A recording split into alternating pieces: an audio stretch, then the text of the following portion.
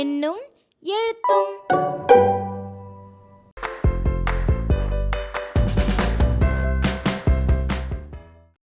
அனைவருக்கும் வணக்கம். கட்டகம் 5 தகவல் செயலாக்கம். இந்த கட்டகத்தோட கற்றல் விளைவுகளும் பாடநூல் ஒருங்கிணைப்பு பக்க எண்களும் வகுப்பு வாரியா தனித்தனியே கொடுக்கப்பட்டிருக்கு. இதுவரை கற்றவை பகுதியில் மாணவர்கள் முன்வகுப்பில் அடைந்திருக்க வேண்டிய திறன்களை நினைவுபடுத்தும் விதமான காணொளிகள் இடம்பெற்றிருக்கு. இந்த QR-ஐ ஸ்கேன் செய்து அதற்கான காணொளிகளை மாணவர்களுக்கு பயன்படுத்திக் கொள்ளலாம். செயல்பாடு 1. பாதை வரைபடம்.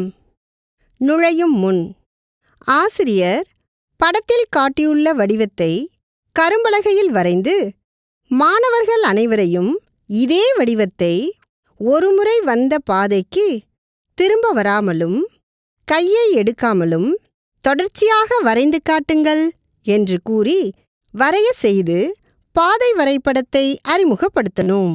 கற்றலின் தருணம்.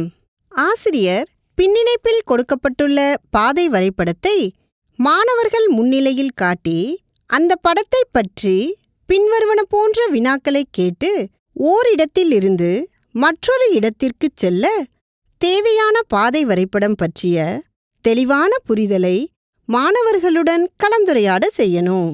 அதன்பின் மாணவர்களை 2 குழுக்களாக பிரித்து ஆசிரியர் காண்பித்த வழித்தட பாதை வரைபடம் போலவே மாணவர்களும் தங்களுக்கு பிடித்தமான பாதை வரைபடம் ஒன்றை உருவாக்கி அதிலுள்ள ஒவ்வொரு இடத்திற்கும் பெயரிடணும்.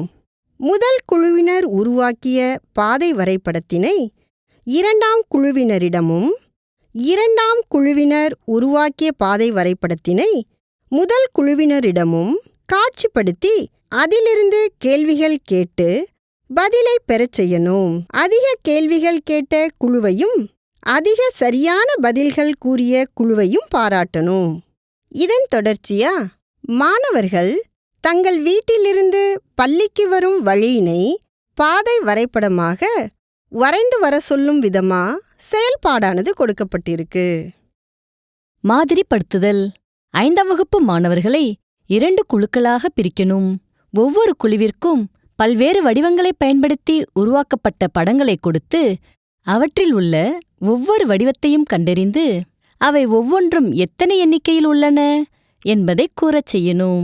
விரைவாகவும் சரியாகவும் வகைப்படுத்தி எண்ணிக்கையை கூறும் குழுவே வெற்றி பெற்ற குழுவாகும்.